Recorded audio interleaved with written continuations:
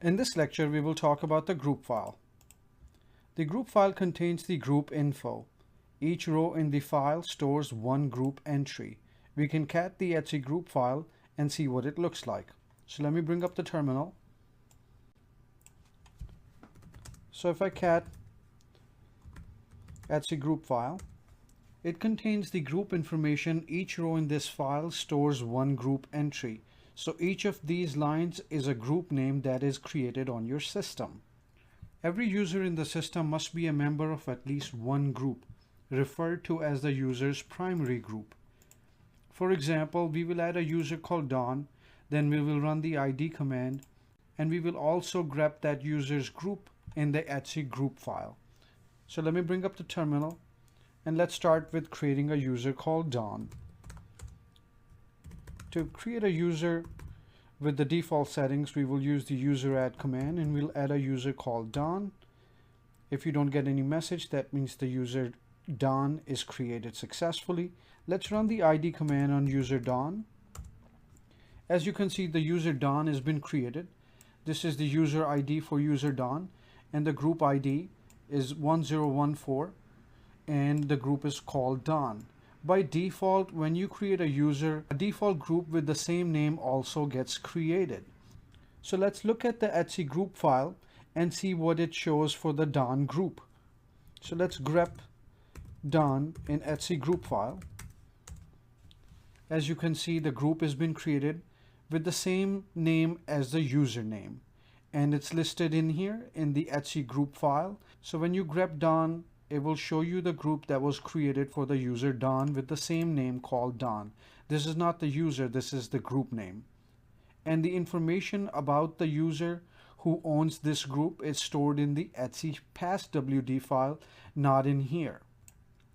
This default group is known as user private group, UPG, and it safeguards a user's files from other users. So let's look at some of the examples. So these are a couple of users that I have in the etc group file.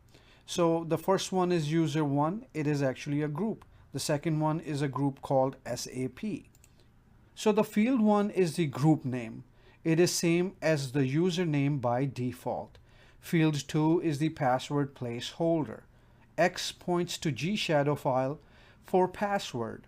Field 3 is the group ID, which is also known as the group identifier. By default, groups are created with group IDs starting at 1000. Several users can be part of one group, and a user can be part of multiple groups. And the field 4, in the case of the group called user 1, has nothing in it, so it's blank. And JDO is the member of SAP group. So let's grep the user Don in etc passwd file so you can see what that means. So let me grep the user Don in etc passwd file. So as you can see, it shows you 1014, which is the group ID of the group called Don. This is where this information gets stored. So if you run the ID Don, that's the command you run, it will show you the group ID of the group, which is 1014, and you can also see that in here in the etc passwd file when you grep the user Don.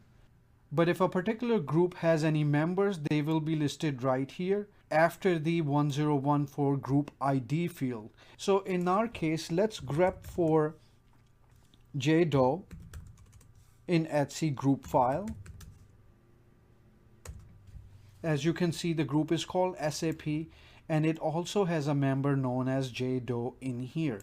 So that's how the group file works, and these are all the fields you will find in the group file.